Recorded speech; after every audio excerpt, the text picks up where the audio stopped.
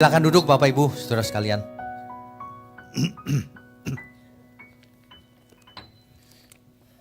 Bapak Ibu, saudara,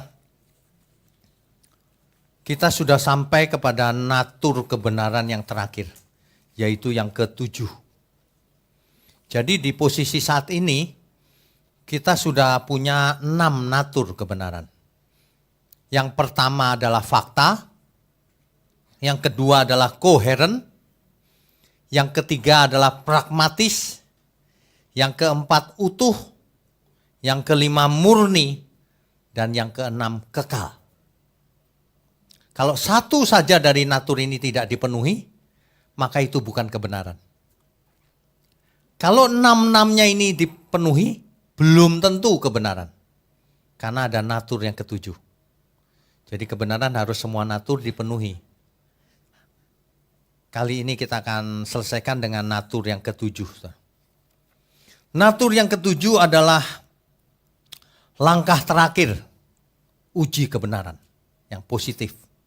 Yaitu untuk memastikan apakah itu benar-benar kebenaran atau kelihatannya benar tapi padahal bukan kebenaran. Ini yang terakhir langkahnya. Natur yang ke-7 adalah kasih. Kasih adalah inti dari segala hukum dari kitab suci. Dan juga merupakan puncak dari kebenaran atau etika atau moral. Dan ini di dalam kitab apapun di dunia ini, ajaran apapun pasti setuju. Bahwa kita harus mengasihi sesama. Tidak ada ajaran yang melarang hal itu. Karena itu merupakan inti dari segala kebenaran. Jika demikian, maka segala premis, filosofi, atau ajaran yang tidak berdasarkan kasih, maka itu adalah sia-sia. Bahkan itu jahat. Tentu saja itu bukan kebenaran. Apapun alasannya. Ada enggak ajaran yang tidak berdasarkan kasih? Ada, yang jahat kan ada. Ada. Perintah secara langsung membunuh orang ada. Jadi itu pasti bukan dari Tuhan. Karena inti kebenaran itu kasih.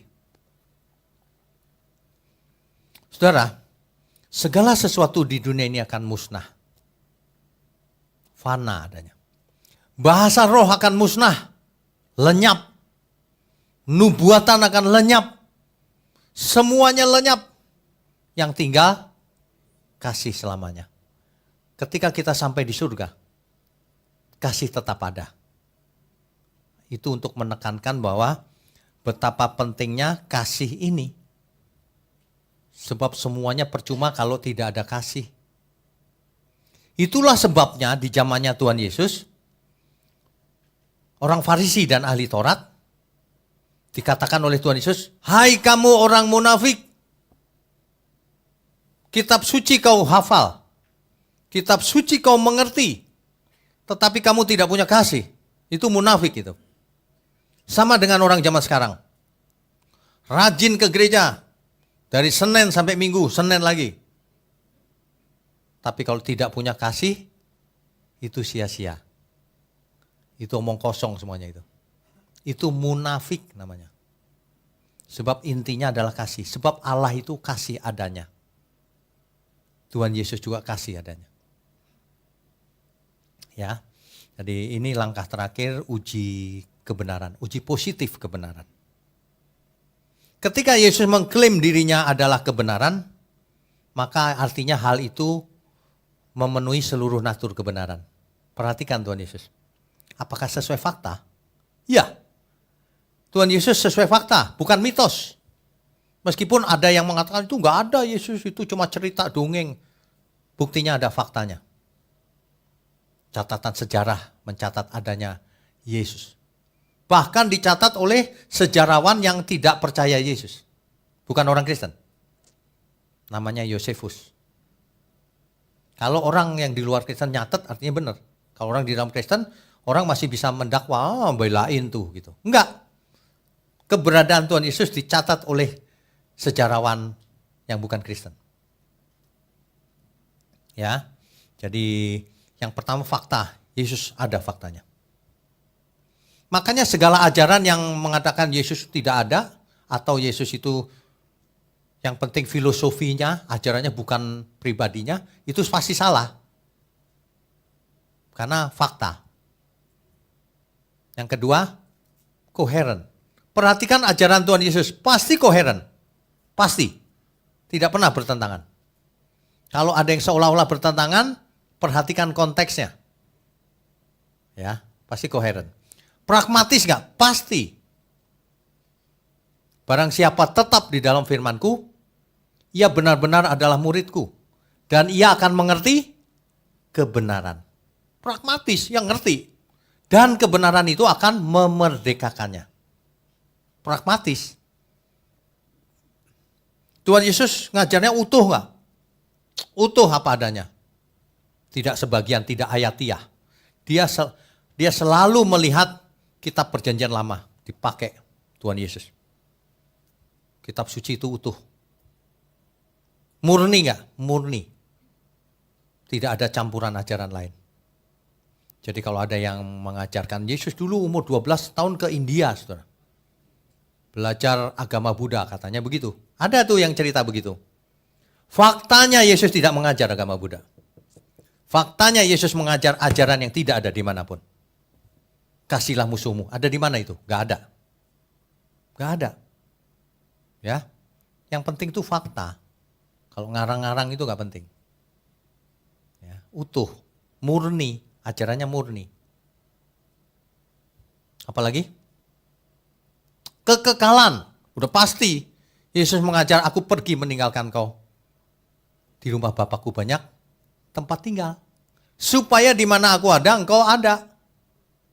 Ia akan datang kembali menjemput orang-orang sucinya Tuhan. Kekekalan yang penting.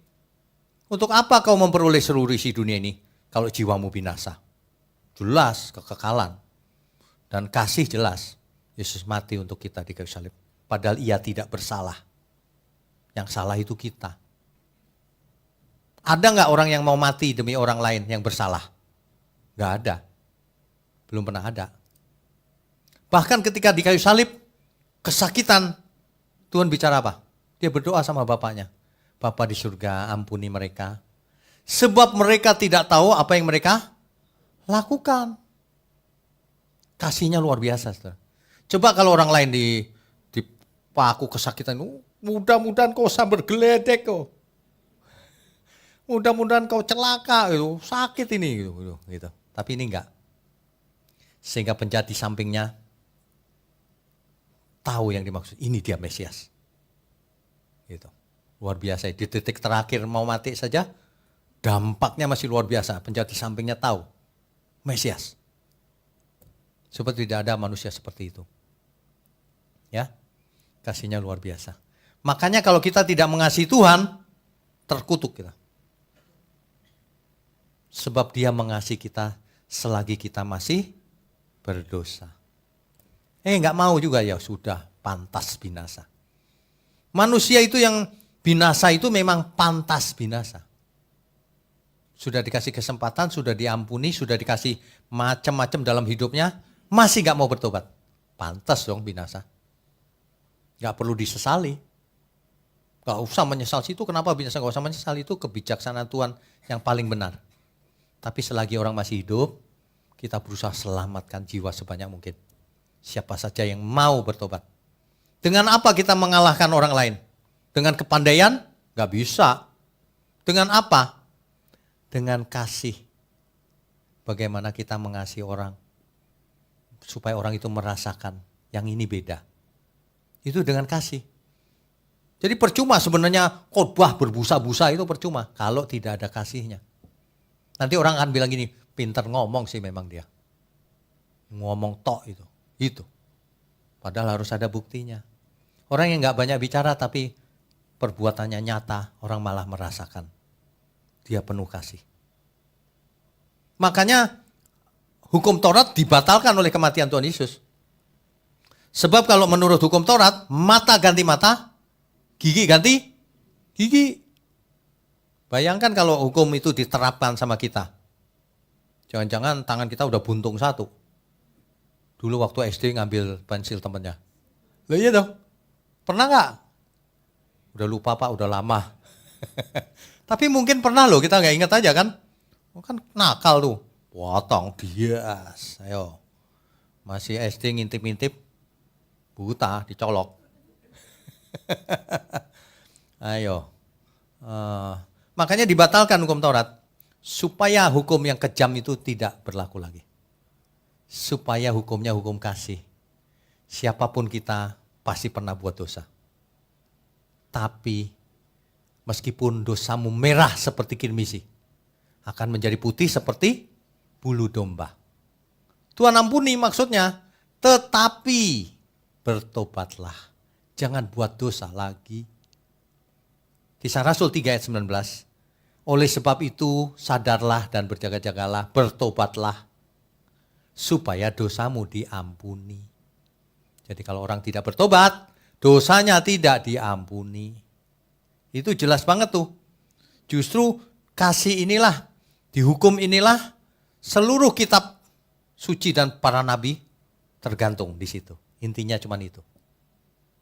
Hukum kasih tidak pernah batal sampai selama-lamanya. Bahkan sampai di surga. Ya, jadi sebenarnya ya jauh sebelum zaman Tuhan Yesus, pertanyaan terpenting itu selalu diajukan oleh para rabi. Dari zaman ke zaman diajukan ke nabi-nabi. Hukum apakah yang paling penting? Sebab hukum Taurat hari itu sudah dieksplorasi, dijelaskan dengan 613 aturan. Syariat. 613. Rumit sekali. Nah, sebab pertanyaannya jadi hukum mana yang paling utama itu rumit tuh. Yang gimana yang intinya? Ditanyakan kepada berbagai nabi. Jawabannya macam-macam. Sampai akhirnya zaman Tuhan Yesus. Guru, hukum apakah yang paling utama? Terutama dalam hukum Taurat. Dijawab oleh Tuhan Yesus. Di Matius 22 ayat 35 sampai 40. Atau Markus 12 ayat 28 sampai 34. Jawab Yesus kepadanya, kasihilah Tuhan Allahmu dengan segenap hatimu dan dengan segenap jiwamu dan dengan segenap akal budimu. Itulah hukum yang terutama dan yang pertama. Dan hukum yang kedua yang sama dengan itu ialah kasihilah sesamamu manusia seperti dirimu sendiri. Pada kedua hukum inilah tergantung seluruh hukum Taurat dan kitab para nabi. Intinya itu. Ya, itu intinya. Dulu ada seorang rabi yang sangat terkenal. Namanya Hillel. Itu memberikan jawaban bahwa inti Taurat adalah whatever is hateful to you, apapun yang tidak kau sukai, ya, do not do to your fellow. Jangan kau lakukan untuk sesamamu. Yang kalau kamu nggak suka diperlakukan itu, ya kamu jangan perlakukan orang lain seperti itu. Benar juga kau. Kalau kita nggak mau ditipu, jangan nipu. Kalau kita nggak mau dihina, jangan menghina. Itu benar loh itu. Tapi Tuhan Yesus mengajarnya jauh lebih hebat. Lakukan sesuatu yang kamu pengen orang lain lakukan terhadap kamu. Apa itu? Pasti cinta kasih. Cintai sesamamu. Cintai musuhmu. Itu hukum yang terutama. Belum pernah ada hukum seperti itu sebelumnya. Belum pernah ada. Ya. Dulu aja ada yang mencoba menjawab, Nabi Mika namanya. Ini Mika mencoba. Yang inti itu adalah berlaku adil, mencintai kesetiaan, maksudnya setia, dan hidup rendah hati di hadapan Tuhan. Tentu saja jawaban itu juga benar, tapi nggak mantap seperti jawaban Tuhan Yesus, sudah inti. Itu sebabnya masih ditanyakan terus kan. Tapi setelah zamannya Tuhan Yesus, pertanyaan itu dijawab oleh Tuhan Yesus, tidak pernah ada pertanyaan lagi sampai hari ini. Sudah mentok pertanyaannya. Kasihlah Tuhan Allahmu dan kasihlah sesamamu. Itu yang nomor satu. Barang siapa tidak melakukan itu, ya terkutuk sebenarnya. Makanya kitab Yesaya menulis, yang ku kehendaki bukan persembahan. Persembahan itu maksudnya persembahan uang, persembahan apa ya, persepuluhan dulu domba, adas manis, jintan. Bukan itu yang ku kehendaki. Yang ku kehendaki adalah persembahan. Belas kasihan maksud saya. Bukan persembahan, belas kasihan. Kalau manusia gak punya belas kasihan, ya udah itu dicoret sama Tuhan. Makanya hukumnya kasihlah musuhmu. Musuh disuruh mengasihi, gimana caranya ya? Susah kan? Susah mana Tuhan Yesus mati di kayu salib? Padahal yang salah kita, bukan dia. Tuhan saja mau. Jadi kalau kita sampai tidak mau, waduh, itu hamba yang jahat namanya. Kan ada perumpamaan yang diceritakan Tuhan Yesus, seorang hamba yang baik dan hamba yang jahat. Ada seorang hamba memiliki utang kepada seorang raja. Saya ganti ya angkanya ya. Utangnya 6 triliun. Misalnya uang sekarang gitu. Hamba ini bisa bayar gak kira-kira? Di sini ada yang bisa bayar 6 triliun? Nggak mungkin kan? Lalu raja itu bilang gini, anak istrimu, sita, jual sebagai budak. Kau dihukum mati. Lalu sang hamba ini, ampun Tuhan, ampun raja, ampun. Aduh, anak istri dijual, aku dihukum mati, ampun. Lalu raja itu menaruh belas kasihan. Hutangmu aku yang bayar aja ya. Kamu bebas. Kira-kira gimana hamba ini? Tadinya udah frustasi, mati aku, anak istri dijual lagi. Yes! Terima kasih Baginda, terima kasih. Bener gak? Wah, dia senangnya luar biasa. Lalu dia pulang. Waktu pulang, tetangganya di depan rumah, dia ingat. Sebab tetangganya ngutang sama dia. Ngutangnya 600.000. Tadi 6 triliun. Sekarang 600.000. Dia marah sama tetangganya ini. Kamu yang ngutang gak bayar-bayar ya. Dicekek. Bayar. Kalau enggak anak istrimu ku jual. Kamu ku penjarain. Waduh, sadis banget ya. Padahal dia baru menerima pengampunan 6 triliun. Sekarang 600.000 aja dia cekek. Anak istrinya mau disita juga. Ini hamba yang super jahat. Ini tuyul namanya. Orang ini. Mestinya 6 triliun, yes. 600.000 gak usah. 6 juta gak usah. Berapa aja gak usah lah. 6 triliun. Waduh. Lalu berita itu sampai kepada si raja. Oh, itu tuyul itu ya. Kuampuni, dia gak ngampuni orang lain yang utangnya cuma sedikit. Dipanggil lah. Habislah dia. Dihukum mati sama raja. Itu, aduh Tuhan. Aduh Bapak Ibu Saudara. Kita jangan jadi hamba yang jahat itu ya. Kita diampuni Tuhan berapa nilainya? Tak terhingga. Gak bisa dinilai dengan uang. Ada amin gak nih? Lah kok musuh kita di bumi punya musuh gak mau ngampuni? Coba, jahat gak itu? 6 triliun diampuni, 600.000 gak mau ngampuni. Itu perumpamaan yang diajarkan Tuhan Yesus tuh. Waduh, saya baca itu dulu ya. Waduh, coba kasih musuh yang berat, pasti ku ampuni. Apapun musuhnya, gak penting itu. Dibandingkan keselamatan, gak penting semuanya. Amin gak nih? Makanya Tuhan bicara gini, barang siapa tidak mengampuni sesamanya, Bapamu yang di surga tidak akan mengampuni kamu. Karena dianggap hamba yang jahat. Saudara ya, gak usah begitu deh. Sakit nih di rumah sakit. Udah mau mati. Udah nyerah mau mati. Sembuh gak jadi mati. Kira-kira senangnya kayak apa tuh? Itu kalau ada tetangga ngutang, udah aku lagi senang nih, gak usah, semua gak usah. Mestinya gitu ya. Ya enggak? Saya dulu ya, pernah kesel sama seseorang gitu ya. Sampai saya sakit tuh enggak. Mau mati hari itu. Saya pikir saya udah mau mati loh hari itu. Loh kok gak jadi? Plong langsung sembuh langsung. Sakit hatinya hilang sama sekali, gak penting itu. Daripada mati. Daripada binasa. Ampuni sesama. Orang yang tidak punya belas kasihan tidak bakalan diampuni Tuhan. Sorry, di surga tidak ada orang seperti itu. Makanya kita semua mesti belajar mengasihi. Makanya kalau kita bisa berpikir seperti itu, di gereja melayani itu enteng dibanding binasa. Iya kan? Enteng melayani itu dibanding binasa. Mestinya ada studi tour ya.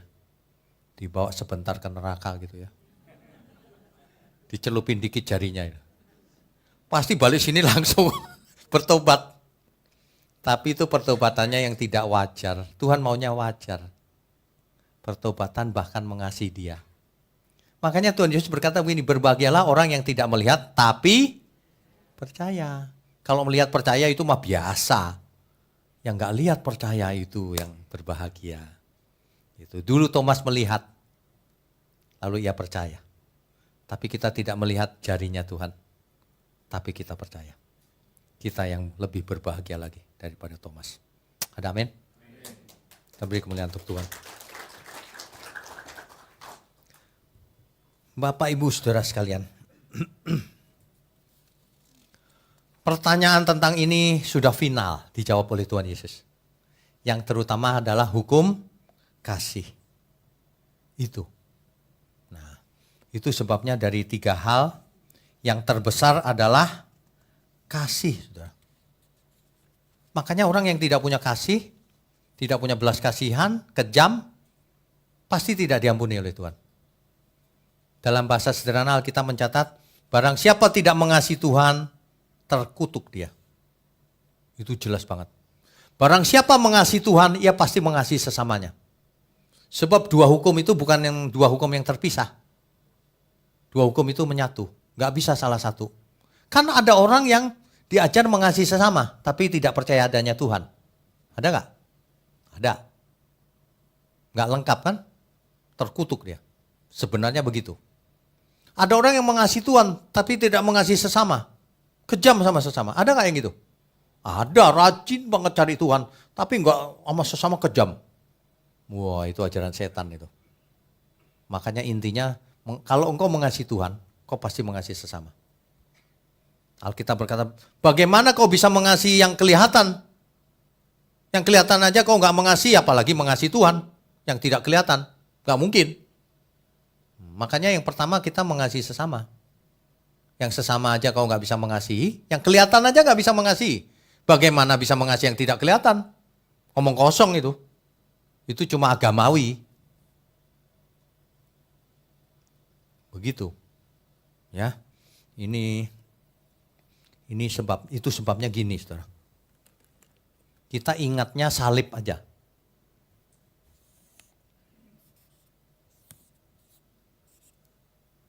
Hukum yang terutama. Yaitu mengasihi sesama. Mengasihi Tuhan. Ini kita. Kita mengasihi Tuhan vertikal dan sesama. Horizontalnya. Ini inti daripada kebenaran. Teori kebenaran apapun, filosofi apapun, sebagus apapun, gak ada gunanya. Kalau tidak ada kasih. Tidak ada satu ajaran pun di dunia yang tidak setuju sama ini. Tidak ada. Cinta kasih itu yang inti. Ya. Jadi makanya kalau kita perhatikan kepalsuan itu ya, tidak ada kasih di dalamnya. Gak ada. Meskipun logik, konsisten, tapi gak ada kasih. Biasanya dia gagal di kasih ini. Mengasihi sama sesama manusia, iya, yang sealiran, yang seagama, kau gak mengasihi sesama. Yang lain kau anggap musuh. Kalau Tuhan gak begitu loh. Kasih musuhmu. Kurang apa lagi. Nah ini gak bisa ditiru oleh setan. Setan gak bisa ngajarin begitu. Ya, jadi natur kebenaran yang ketujuh ini, yaitu kasih, harus lengkap juga. Nah di sini lengkap lagi nih seluruh natur kebenaran. Bahwa kebenaran itu faktanya harus mengasihi. Teori di mulut, aku percaya Tuhan, percuma. Faktanya bagaimana? Harus ada faktanya. Konsisten gak mengasihinya? Atau Oh, lagi bulan puasa mengasihi. Karena nggak boleh buat dosa. Oh, itu nggak konsisten, mengasihi itu koheren seluruh hidup kita. Pragmatis nggak? Kasih yang benar itu pragmatis. Akan mengakibatkan orang yang menerima kasih kita itu, dia merasakan kasih dan dia berubah juga. Dan seterusnya, utuh, murni, kasih itu harus tulus. Jangan ada embel-embelnya. Jangan ada udang di balik rempeyek. Udang di balik batu maksudnya. Ya, kasih itu murni adanya. Jadi ini intinya. Nah, jadi kalau misalnya ada sebuah pesan, berita, proposisi, filosofi, atau ajaran, tapi tidak memenuhi kriteria kasih yang sempurna ini, maka itu bukan kebenaran. Atau minimal itu kebenaran yang tidak utuh. Ya kebenaran sih, tapi sebagian. Ingat, kebenaran harus utuh. Jadi tidak bisa gini, aku tuh baik separuh loh. Tidak baik separuh, nggak bisa mesti utuh. Makanya teori keseimbangan itu salah dalam kebenaran. Kebenaran itu tidak seimbang. Kebenaran itu utuh. Kan ada yang bilang gitu, hitam dan putih seimbang hidup ini. Oh enggak, harus putih semuanya. Salah itu ajaran itu, harus seimbang itu. Hidup kita tidak boleh seimbang. Hidup kita harus tinggalkan dunia. Sementara di dunia ini. Hidup kita harus murni kebenaran. Enggak boleh ada hitam separuh, putih separuh. Supaya seimbang. Ada amin? Baik, saudara. Jadi sebenarnya masalah di dunia ini cuma satu ini. Mula-mulanya yang menjadi masalah. Karena manusia nggak punya kasih, terjadilah masalah di berbagai bidang. Egois, boros, nggak punya kasih terhadap sesama, pelit. Itu karena nggak punya kasih sebenarnya. Kasar sama istrinya itu karena nggak punya kasih. Atau minimal kasihnya masih sedikit. Gak peduli pekerjaan Tuhan, itu karena gak mengasihi Tuhan sebenarnya. Semua itu ujungnya dikasih ini loh. Kalau kita punya kasihnya Tuhan ini. Di dalam Filipi 2 ayat 5, dalam hidupmu bersama kenakanlah pikiran dan perasaan Kristus. Termasuk perasaan, cintanya Tuhan, kasihnya Tuhan. Harus dikenakan dalam hidup ini. Ya, jadi itulah sebabnya sebenarnya tidak ada satu pihak pun di dunia ini yang menolak hukum kasih. Sebenarnya nggak ada. Harus mengasihi itu pasti semua orang setuju. Jadi solusi di dunia ini kasih. Itulah sebabnya saudara. Itulah sebabnya bagaimana cara supaya manusia tidak binasa. Bagaimana caranya? Oke, dipanggillah para nabi untuk mengabarkan firman Tuhan, pesan-pesan Tuhan. Tapi ternyata gagal terus. Israel melihat laut terbelah. Sungai Yordan terputus alirannya. Ia melihat roti turun dari surga, roti mana. Ia melihat tiang awan di siang hari. Tiang api di malam hari. Ia lihat yang kita tidak lihat. Tapi faktanya tetap tegar tengkuk, malah berkhianat sama Tuhan. Menyembah dewa-dewa Kanaan, menyembah dewa-dewa Mesir, dan lain sebagainya. Enggak efektif. Kecuali satu solusinya. Anak tunggal Bapa turun ke bumi, memberikan dirinya. Bukti bahwa Bapa mengasihi manusia.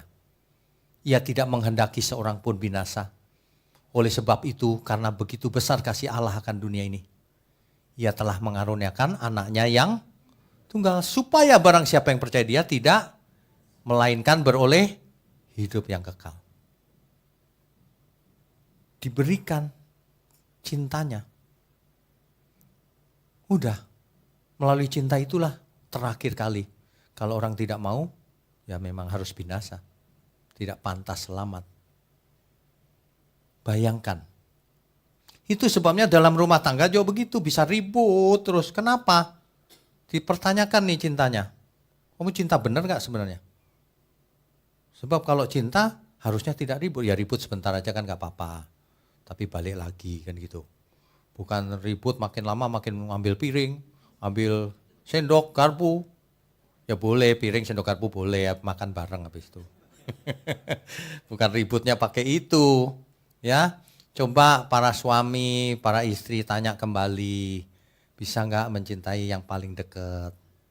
Kalau yang paling dekat aja gak bisa, apalagi Tuhan. Iya kan? Tuhan tidak kelihatan. Itu bohong banget itu. Kalau yang dekat aja gak bisa mengasihi yang kelihatan. Gitu loh. Kalau memang cinta itu berkorban. Buktinya kita cinta seseorang apa? Kita berkorban. Bukan makan korban. Banyak orang malah makan korban, bukannya berkorban. Nanti suami-suami istri-istri gitu. Kamu mau berkorban gak? Nah, dulu janjinya, ayo janji nikah. Janji nikah jangan-jangan udah lupa juga. Udah lama ya. Dulu janji nikah, janji mau mengasihi satu-satunya ya suamimu ini dalam segala keadaannya. Miskin, kaya, sakit, sehat. Oh, kan hebat banget tuh ya. Sekarang sudah lupa rupanya. Sekarang prinsipnya beda. Uangmu, uangku kata istrinya. Utangmu, utangmu sendiri. Kacau ya, gak boleh gitu. Cinta itu selama-lamanya. Cinta yang benar itu ya, makin keadaan kelihatan memburuk, makin cinta. Contoh, yang masih muda belum mengerti. Kalau muda carinya yang cantik, yang langsing. Gitu.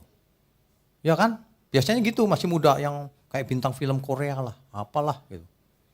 Dengan berjalannya waktu kan pasti terjadi pengembangan. Iya dong, pasti. Masa nggak berkembang sih? Berkembang ke kiri, ke kanan, ke depan, ke belakang gitu. Iya kan? Nah kalau sudah berkembang gitu cintanya luntur. Salah. Makin berkembang makin cinta. Kan gitu mestinya. Itu perasaan yang benar tuh begitu. Ini gara-gara aku nih bentuknya sudah berubah semua. Aku makin cinta sama dia. Gitu mestinya. Nanti sampai langit baru, bumi baru, loh kok balik lagi? Bahkan lebih hebat, lebih sempurna. Kan mantep begitu. Iya enggak? Amin ya. Kalau orang dunia beda. Size-nya beda. Dulu XS Pak. Sekarang XXL. Kalau orang dunia cari lagi yang masih XS. Itu enggak punya kasih loh sebenarnya. Ya. Itu enggak punya kasih. Kalau kasihnya kita utuh ya sama Tuhan. Kita mengasihi sesama juga. Buktikan bahwa kita mengasihi Tuhan. Dengan cara mengasihi sesama. Enggak usah jauh-jauh. Di lingkungan terdekat dulu. Di rumah, keluarga, di gereja, satu gereja dulu.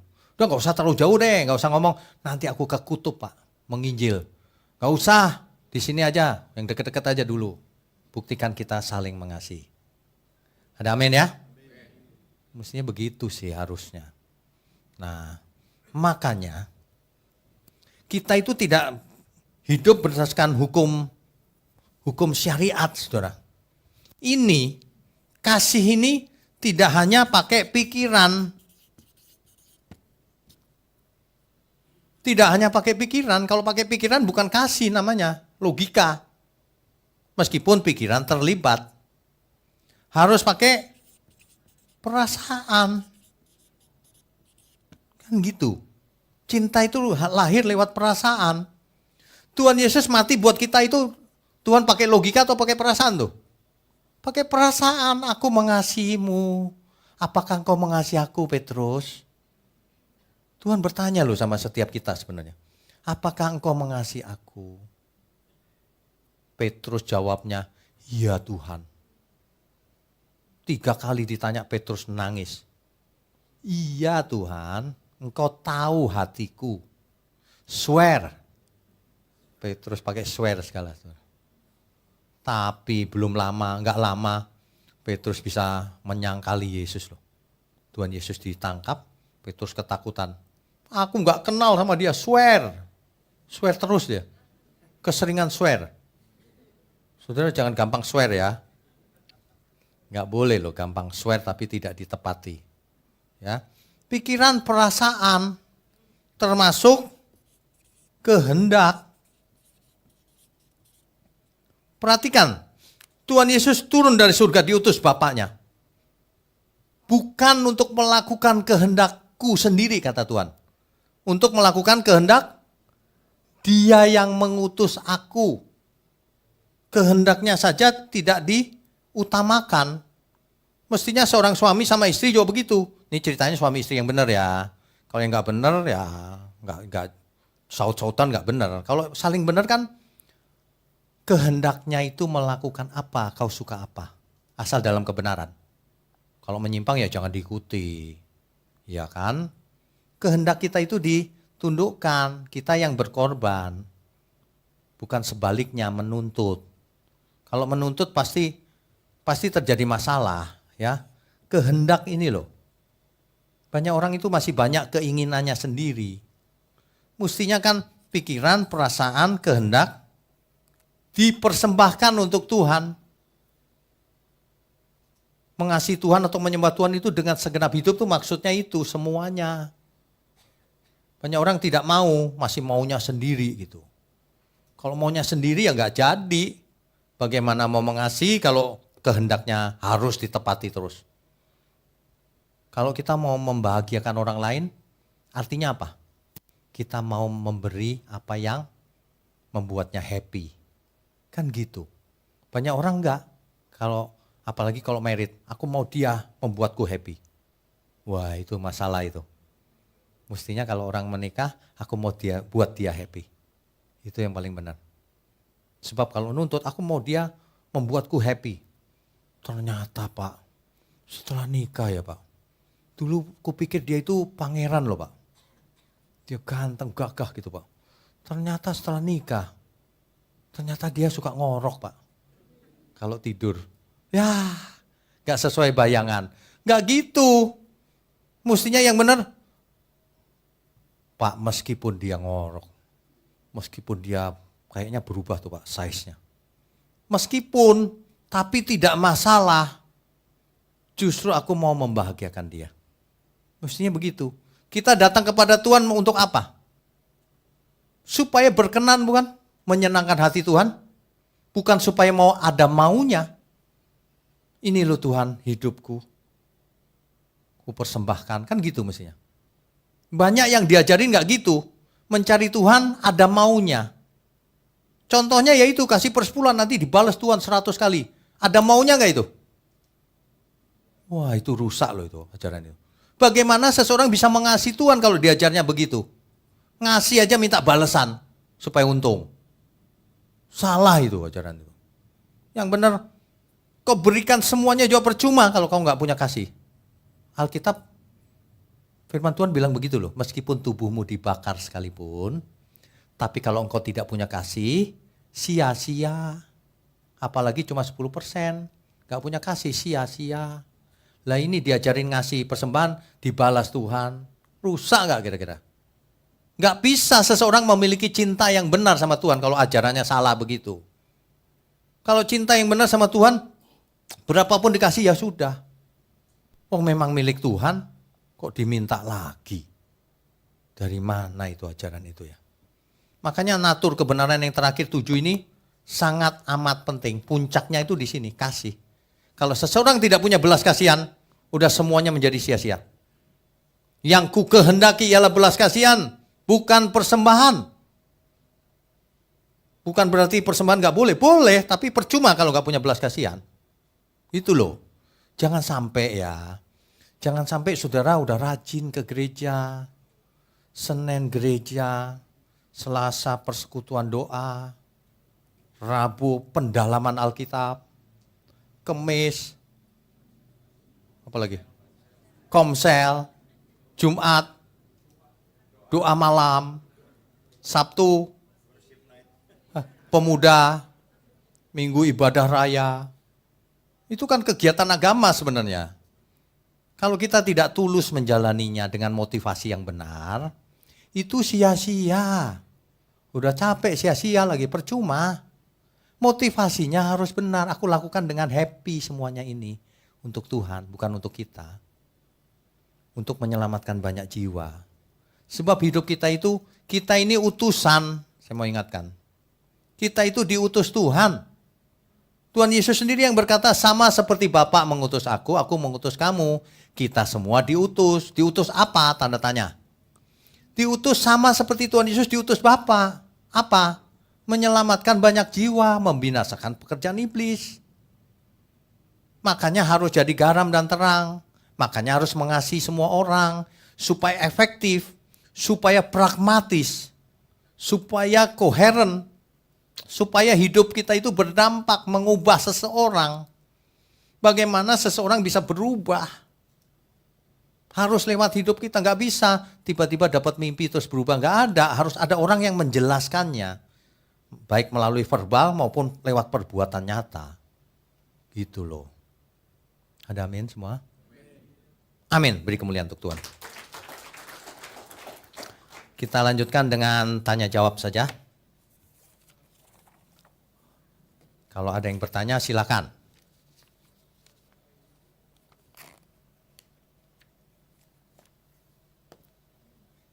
Belum ada?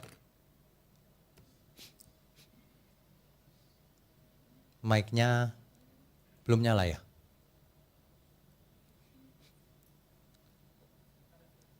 Oh ada, baik. Silakan.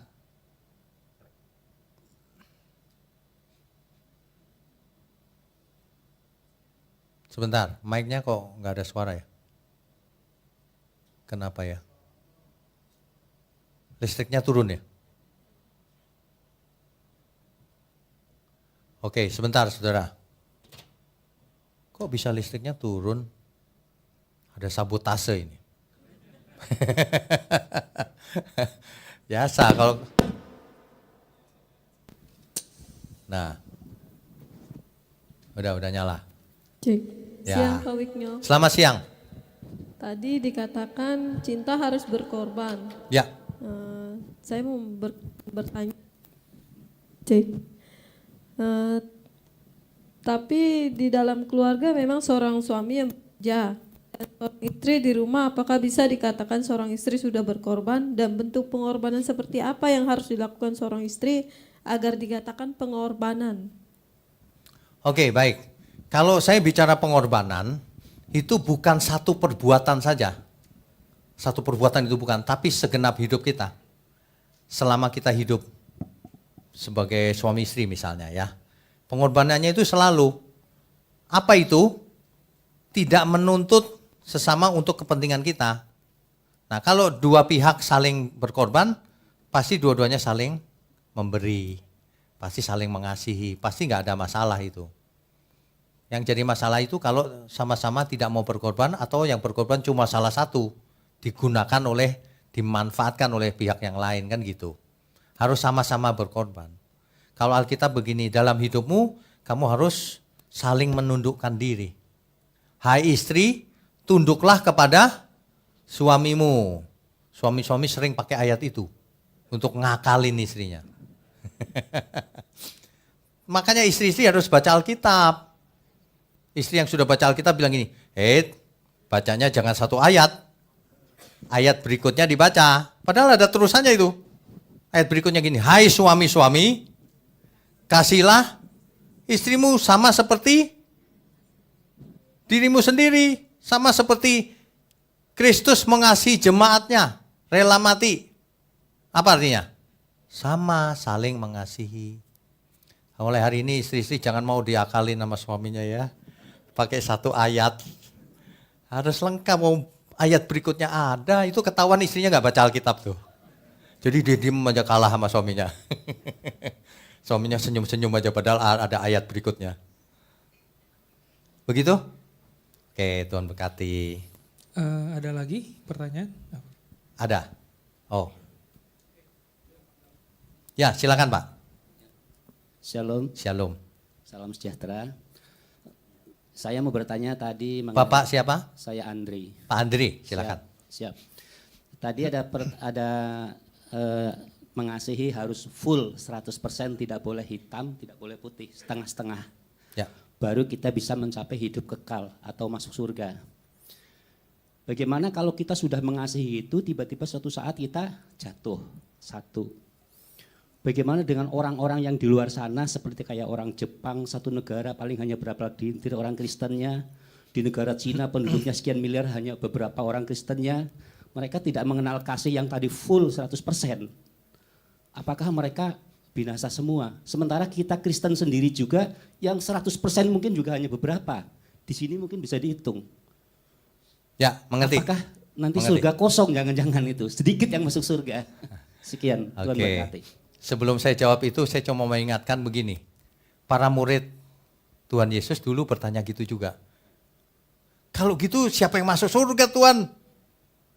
Mustahil dong. Jawab Tuhan gini, sesuatu yang mustahil bagi manusia, tidak mustahil bagi Tuhan. Apa artinya? Di situ terselubung tuh, Tuhan mau kasih tahu ada kasih karunia. Sebab kalau seseorang harus sempurna 100% sejak lahir tidak pernah buat salah, gak ada di dunia ini pasti pernah buat salah. Nah lalu bagaimana? Pertanyaannya itu. Bagaimana memberi diri maksimum itu?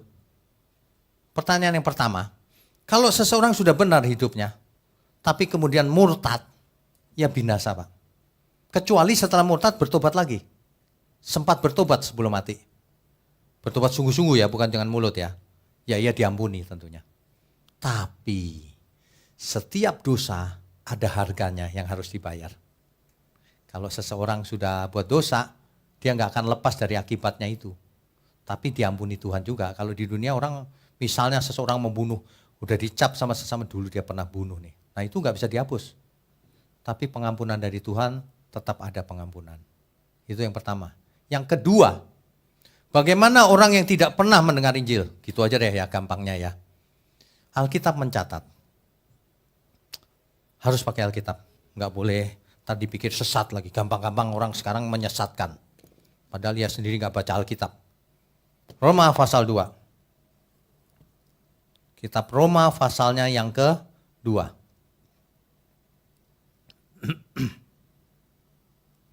Kitab Roma ini ditulis oleh Rasul Paulus dan masih berlaku sampai hari ini, perjanjian baru ini. Ya, saya bacakan ya. Ayat 12.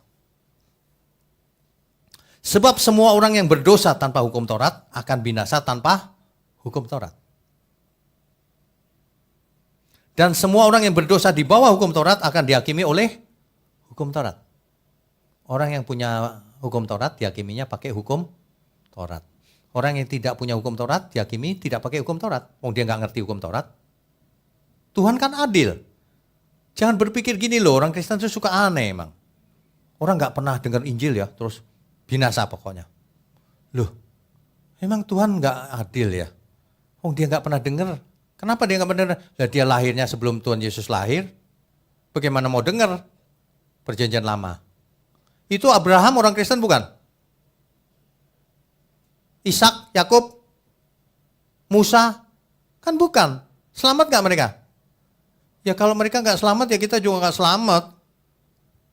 Karena Abraham disebut bapak orang beriman kan. Bapaknya aja nggak selamat, gimana kita?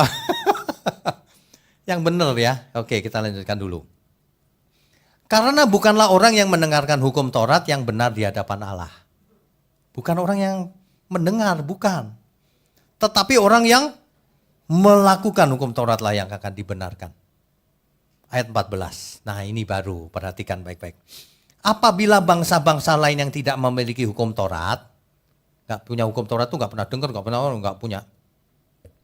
Oleh dorongan diri sendiri, oleh kemauannya sendiri, kesadarannya sendiri, oleh kehendak bebasnya sendiri, melakukan apa yang dituntut hukum Taurat, nggak mencuri, nggak berzina, dia mengasihi sesama dan seterusnya, maka walaupun mereka tidak memiliki hukum Taurat, mereka menjadi hukum Taurat bagi diri mereka sendiri. Sebab dengan itu mereka menunjukkan bahwa isi hukum Taurat ada tertulis di dalam hati mereka. Dan suara hati mereka turut bersaksi dan pikiran mereka saling menuduh atau saling membela. Jadi Tuhan itu sangat adil. Tetapi kita yang mendengar Injil dituntut untuk sempurna. mengerti, nggak dilakukan, jangan harap diampuni. Ngerti nggak dilakukan. Nanti ada orang yang gini pikirannya, kalau gitu enak nggak usah denger aja Pak. Memangnya orang yang nggak dengar Injil masuk surga? Emangnya gampang? Emangnya ada orang yang baik tanpa pengertian yang benar? Belum tentu juga kan? Saya sebutnya belum tentu aja, biar nggak bisa disalahkan siapapun. Belum tentu. Bayangin ya, ada orang yang dari lahirnya di perjanjian lama. Belum dengar Injil, belum dengar apapun. Tapi dia mengasihi sesama. Masa binasa? Baca ayat itu. Orang Kristen tuh banyak yang picik emang. Bukan Kristen binasa. Saya mau kasih tahu, kau Kristen aja juga binasa. Kau tidak melakukan kehendak Bapa. Itu loh. Kita tidak boleh menghakimi orang. Hakimnya nanti kan Tuhan Yesus. Lagi pula ada ayat itu kan. Saya nggak bicara orang yang nggak percaya Tuhan Yesus selamat, enggak. Nanti biar Tuhan, ada pengadilannya sendiri itu. Menurut saya sebagian besar binasa tetap.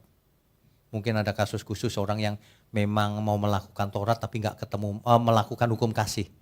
Aku mengasihi dia. Hukum kasih itu. Tapi tidak mendengar Injil. Nah mungkin hukum yang begitu-begitu Tuhan yang akan menghakimi. Tuhan Yesus mati untuk seluruh umat manusia. Itu sebabnya ada penghakiman. Kalau Tuhan Yesus nggak mati di kayu salib, nggak ada penghakiman selama-lamanya. Semua masuk neraka. Karena mati di kayu salib, maka sekarang dihakimi. Yang diberi banyak dituntut banyak. Yang diberi sedikit dituntut sedikit. Yang taunya hanya Taurat dihakimi menurut Taurat. Yang bangsa lain dihakimi menurut Taurat yang ada di hatinya tadi itu. Yang mendengar Injil dihakimi menurut Injil. Kalau gitu enak dong Pak yang itu. Enggak. Yang kita disetting menjadi memerintah bersama Tuhan Yesus. Mereka tidak bersama Tuhan Yesus, memerintahnya. Nah kalau ini perlu pembahasan sendiri secara panjang lebar. Kalau enggak dipotong sedikit itu, ini sesat ini pendeta ini. Banyak orang itu suka menyesat-nyesatkan, padahal ilmunya nol besar. Saya kasih tahu, 7 natur kebenaran aja nggak ngerti. Ngomong aja kontradiksi, sebentar gini, sebentar gitu, pelin-pelan terus. Tapi berani menyesat-nyesatkan orang. Seorang teolog, apologet, apapun saudara, harus ngerti 7 natur kebenaran, baru boleh bicara. Debat dan sebagainya. Kalau enggak percuma, ngotot-ngototan doang. Saya kalau dengerin, ini 2 orang nggak ngerti saling ribut nih. Orang buta saling berantem sama orang buta. Itu. Makanya saya nggak pernah mau debat dan sebagainya. Orang nggak ngerti cara debat yang benar. Bukan cari kebenaran, cari pembenaran. Gitu. Oke, ada lagi? Tuhan berkati. Oh tadi ada yang angkat tangan di sini. Iya, Pak Sis. Pak Sis, silakan Pak. Shalom Pak. Shalom. Pak Wigno, ini natur kebenaran kasih yang kami sharing Pak, yang Ya. sudah kami jalankan ini kan orientasinya sudah Pak, Ya, menuju ke sana. ya, Kemudian dalam perjalanannya bergeser ya Pak, ya. gak banyak Pak, 1 derajat saja, Oh, 1 derajat. Tetapi kan 1 derajat kemiringannya sekian timeline Pak ya. Timeline menyimpangnya panjang Pak, menyimpangnya. Benar. Jadi timeline yang Pak Wigno gambar ini saya 30 tahun Pak mengalami penyimpangan 1 derajat itu. Gitu. Terus? Alasannya apa? Karena dunianya begitu tragis Pak. Oke. Persoalannya begitu Ya, dahsyat. ya. Nah 2 hari lalu Pak Wigno ada bicara tentang paradoks surgawi, paradoks dunia Pak. Ya. Paradoks surgawi adalah tadi contohnya adalah keadaan makin buruk, makin cinta ya Pak ya. Ya. Tapi paradoks dunia, ajaran orang tua saya ingat 40 tahun lalu orang tua saya pernah kayaknya dengar kalangan orang tua makan itu cinta katanya. Ya, Pak, ya. Oke, mengerti. Terus itu baru level kita suami istri Pak, Ya. sama. Ya. Tapi ada ayat mengatakan kalau kalau cuma bisa melakukan kasih terhadap sesama pun itu kamu baru sama dengan apa yang dilakukan orang dunia. Ya Pak. Terus? Jadi ada satu paradoks yang lain, yang empati, yang kedua Pak, yang lebih luas. Bukan cuma ke istri, bukan cuma ke pasangan, tapi empati ini setiap waktu segenap jiwa, pikiran, dan perasaan semua Pak ya. Ya. Tapi paradoks dunia tadi kita diskusi, ada persepsi dunia bahwa belas kasih sama bego itu, maaf Pak ya, maaf sekali tadi, bego itu beda-beda tipis katanya. Oh, oke. Baik. Pertanyaannya? Nah, ini yang saya mau tanyakan, bagaimana nih Pak ganti cetakan premis yang sudah 30-40 baik. tahun, nyampe nggak kita ke keselamatan? Kalau tadi pertanyaan Pak Andri itu nyampe ke surga nggak? Kalau saya bilang, iya kita nyampe nggak Pak ya? 30 tahun begitu Pak. Ya, terima kasih. Baik, ini pertanyaan berat. Berat ini. Bagaimana 30 tahun sudah menyimpang, ini saya bikin agak ekstrim ya, menyimpangnya jauh, bisa kembali nggak gitu? Sangat bisa. Sangat bisa, karena Alkitab berkata tidak ada yang mustahil bagi Tuhan. Kalau kita memberi diri, itu bisa percepatannya luar biasa. Ada percepatan namanya. Jadi bisa cepat kembali. Asal jangan dicampur, harus murni belajarnya. Asal prioritasnya ini, jangan dicampur yang lain lagi, kalau campur nggak jadi. Saya ketemu banyak orang yang mencampur-campur ajaran. Alkitab begini nih, ambil dari buku ini, buku itu, yang lain-lain gitu, percuma ini. Dalam jangka panjang percuma. Makanya ya, bisa nggak? Bisa. Di sisa waktu yang ada ini, selama kita masih hidup ini, first thing first Pak, prioritas. Sisa waktu yang kita punya berapa, udah nggak usah melakukan hal-hal yang tidak ada gunanya. Yang nggak terlalu pengaruh nggak usah lah, yang inti aja. Apa itu? Belajar firman yang utuh, murni dan lengkap dan benar. Dan lakukan, latihan terus setiap hari. Kan kita seperti bertanding nih, lakukan terus setiap saat Pak. Setiap saat, dan jangan terganggu dengan orang lain. Misalnya di gereja gitu ya, lihat, siap begitu. Loh ya biarin aja, dia levelnya baru situ, baru belajar. Kita lihat Tuhan, kita mau belajar sama Tuhan langsung. Jangan terganggu, jangan gampang terganggu, yang rugi kita sendiri. Terus fokus Pak, itu caranya. Dan kalau kita full heart, cepet. Orang yang gak full heart, pelan sekali perubahannya. Tapi kalau full heart, cepet. Full heart, full time. Bukan jadi full timer di gereja, bukan. Setiap saat hidupnya itu benar. Itu cepet. Jadi jangan terpengaruh dengan masa lalu. Kalau bicara masa lalu, saya melayani juga terlambat. Terlambat. Saya umur 20-an mana melayani, meskipun saya sudah Kristen. Kan belum. 30-an aja baru mulai sedikit-sedikit. Coba bayangkan, terlambat kan sebenarnya. Tapi saya nggak peduli terlambat apa enggak, pokoknya saya mau bayar utang saya Tuhan, berapapun. Makanya saya berdoa agak supaya dikasih umur agak lama sedikit. 90 lah. Kalau orang lain 80, saya 90 deh, biar 10 tahunnya saya bayar bayar utang. Kan gitu. Sebab orang lain melayani ada yang umur 20, ada yang 30-an. Lah saya 30-an belum seberapa. Jadi utang Tuhan, ditambahin dikit deh. Gitu maksudnya. Jangan pesimis Pak, bisa. Asal mau nurut, taat, dan mau dengar kalau dibimbing. Sebab kalau mau ngalami percepatan nggak bisa sendiri. Kalau sendiri agak susah. Harus ada bimbingan. Harus ada niat yang semangat dari diri sendiri juga kan. Kan saya nggak mungkin satu-satu diajak ngomong setiap hari, kan nggak mungkin. Jadi case by case saja. Mau tanya apa cepetan tanya. Lakukan, ada masalah kita sama-sama cari solusinya. Cepet gitu. Tapi belajarlah firman yang benar. Online Bible study saya tiap Rabu bikin terus, kadang-kadang tau nggak? Habis online Bible study itu kan saya edit sendiri tuh. Karena malam hari nggak ada siapa-siapa. Saya edit sendiri sampai selesai, sampai malam. Habis itu saya post ke YouTube. Kan gitu. Bayangkan suatu hari udah Zoom, lupa rekam saya. Lah, udah selesai ya? Iya. Bapak Ibu enak ya, habis ini saya rekaman sendiri lagi. Ngulang sendiri. supaya besok ada di YouTube kan gitu. Semangatnya coba. Bapak Ibu tinggal denger, catat, kan mestinya jauh lebih semangat. Enak kan? Ibarat makanan itu saya yang masak.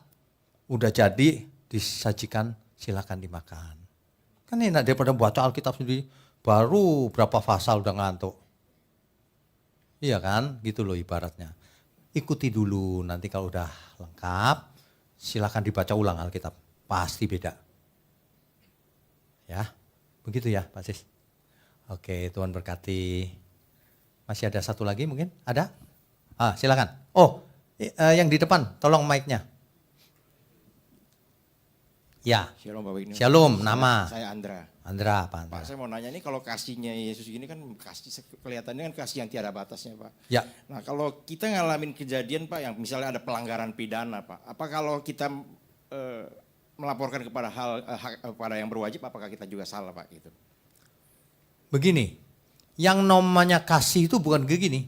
Kita ditipu sama orang bangkrut gitu ya.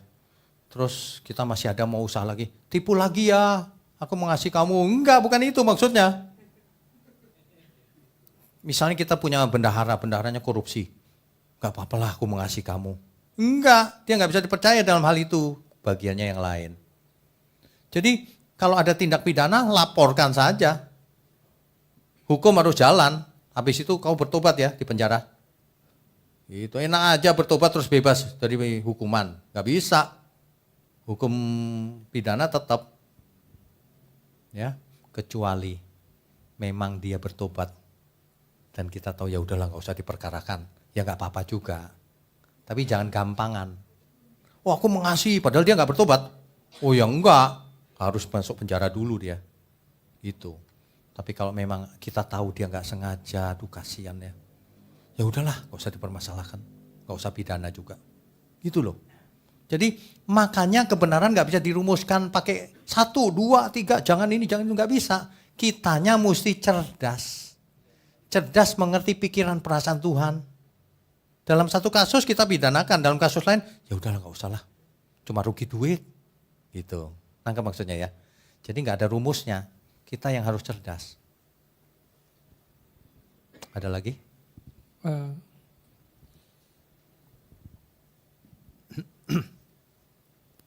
Ya.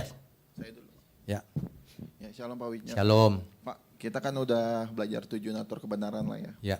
Pastinya kan kita harus menentukan tujuannya supaya kita tahu mana yang benar, mana yang salah. Betul. Nah, pengajaran sama teologi apa yang paling krusial yang harus kita, pasti kan Bapak punya harapan kita bisa membedakan mana yang benar, mana yang salah kan Pak. Apa yang paling krusial yang membedakan benar atau salah itu Pak, yang paling dibutuhkan. Karena gini Pak, waktu saya kecil, saya dibilang kayak, pokoknya jangan ikutin saksi Yehova, sesat gitu. Nah, belakangan ini saya baru tahu gitu Pak, kenapa kita nggak boleh ikutin saksi Yehova kayak gitu. Jadi menurut Bapak kenapa sih gitu? Maksudnya apa yang paling krusial gitu? Pengajaran apa gitu? Baik. Makasih.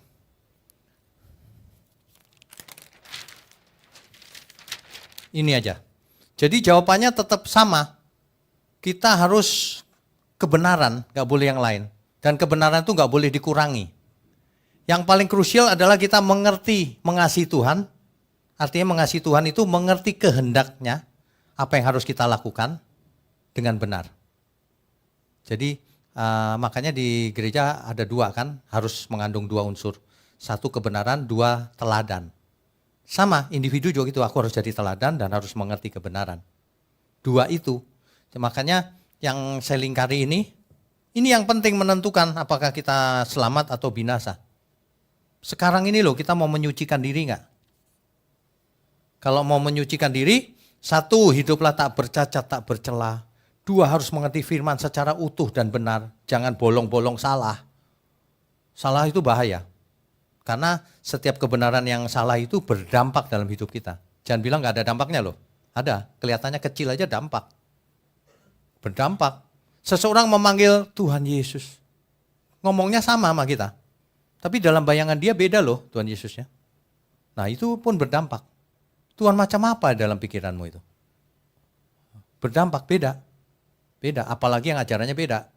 Kamu sudah dipilih sebelum dunia dijadikan. kamu pasti selamat. Ya udah kita nggak usah beretika lah, kita ngapain aja selamat kok. Nggak apa-apa lah ngerokok dikit, selamat kok. Nah, beda, dampaknya beda. Jadi tetap balik lagi, 2.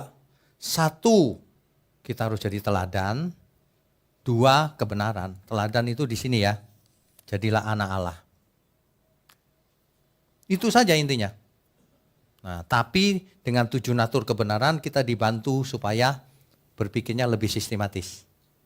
Oh, harus sesuai fakta dong. Harus konsisten kebenaran, jangan pelin-pelan kalau ngajar. Harus berdampak. Dampaknya apa? Kalau dampaknya makin mengasihi Tuhan, nah itu benar. Kok dampaknya sudah merasa selamat tanpa berbuat apa-apa, ini salah ini jadinya. Atau malah jahat, oh itu salah. Ya, terus apa lagi? Harus utuh, manusia itu harus utuh hidupnya. Jangan cuma sebagian benernya, seluruh hidup kita harus benar. Persembahan yang benar itu ya utuh, segenap hidup, bukan 10%. Aplikasinya ke sana semua. 7 natur kebenaran. Harus murni, jangan belajar dari tempat lain. Belajar aja dari Alkitab yang benar. Kan murni itu namanya. Iya kan? Orientasinya kekekalan. Ujungnya kita harus mengasihi semua orang. Supaya mereka pun selamat. Titik beratnya itu selamat. Bukan kaya, miskin, sehat, bukan. Itu sih nggak masalah, boleh-boleh saja. Tapi titik beratnya yang fokus utamanya selamat. Gitu. Jelas ya? Tuhan berkati. Pak, satu pertanyaan lagi dari online, Pak. Boleh, silakan. Shalom, saya Kristina dari Kukar. Shalom. Pertanyaannya, bagaimana menurut Bapak tentang para pendeta yang tidak mau belajar tentang Injil yang benar, tetapi tidak memperdulikan umatnya, datang ibadah atau enggak, tapi selalu menuntut jemaatnya untuk selalu memberi dalam kurung materi, dan akhirnya jemaatnya jadi stagnan, Pak. Terus kalau enggak ke gereja masuk neraka. Bagaimana pendapat Bapak? Terima kasih, Tuhan Yesus memberkati. Itu mah gampang. Keluar aja dari gereja itu. Mau ngapain di situ? Datang suruh bayar doang. Tapi dikasih makanan yang gak sehat. Kalau keluar dikutuk lagi ntar lama-lama. Surga cuma ada di gereja itu ya. Orang yang tidak mau belajar, apa yang mau diteladani? Iya kan? Orang gak mau belajar, merasa sudah hebat, aku mendengar suara Tuhan. Apa yang mau diteladani dengan orang seperti itu? Firman Tuhan aja dia tidak hormat. Keluar aja dari sana. Lama-lama gak keluar jadi bodoh ntar. Firman Tuhan itu harus setiap saat pedang roh, itu firman itu. Firman harus benar, supaya karakter kita jadi benar. Itu loh. Dan kita tata hati kita, persembahkan untuk Tuhan. Oh, suruh datang cuma bayar toh. Emangnya nasi warung Padang apa? Ya, minta maaf kalau saya kadang-kadang kalimatnya menusuk-nusuk seperti pedang. Tapi saya harap orang mau belajar. Jangan nggak belajar lah, saudara. Kalau nggak mau belajar itu harus maunya apa? Ya, amin, saudara. Kita beri kemuliaan untuk Tuhan.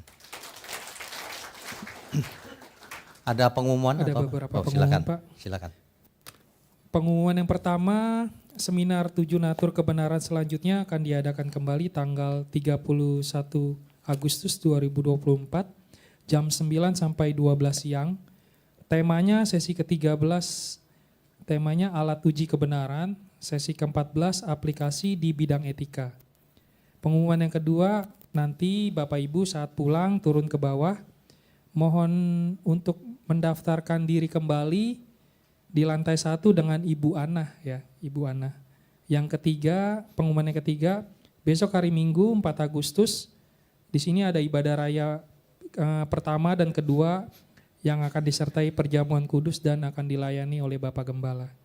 Pengumuman terakhir, bagi Bapak Ibu yang rindu memberkati acara seminar ini dalam berupa nasi box, snack atau apapun dapat menghubungi Ibu Ana dan Ibu Herlina. Terima kasih. Selanjutnya saya rasakan Oke, baik. doa berkat untuk Di sini ini sesuai dengan natur kebenaran, utuh. Jadi Bapak Ibu datang diberi makanan rohani dan makanan jasmani, itu utuh. Nah, itulah kebenaran. Baik, saya undang semua untuk bangkit berdiri. Kita langsung berdoa saja ya. Bapa kami yang di surga, kami mengucap syukur untuk acara ini Tuhan. Kami percaya semuanya hanya untuk memuliakan Tuhan. Kami juga percaya semuanya akan berdampak dalam hidup kami, mengubah setiap pola pikir kami, perasaan dan seluruh keinginan kami. Terima kasih Tuhan, Tuhan berkati gerejamu di tempat ini, sehingga dari hari ke hari makin menjadi alat di tangan Tuhan untuk menjangkau banyak jiwa. Engkau berkati juga seluruh pelayan Tuhan yang melayani dengan tulus, juga seluruh umatmu dimanapun berada. Terima kasih, kami mau angkat tangan kami tinggi-tinggi. Kami sambut segala berkat yang turun dari surga, baik berkat jasmani maupun berkat rohani. Sehat umur panjang untuk kemuliaan Tuhan, hikmat marifat dan cerdas mengerti kehendak Tuhan. Mulai sekarang sampai selama-lamanya. Di dalam nama Bapa, Putra, dan Roh Kudus. Haleluya. Amin. Amin.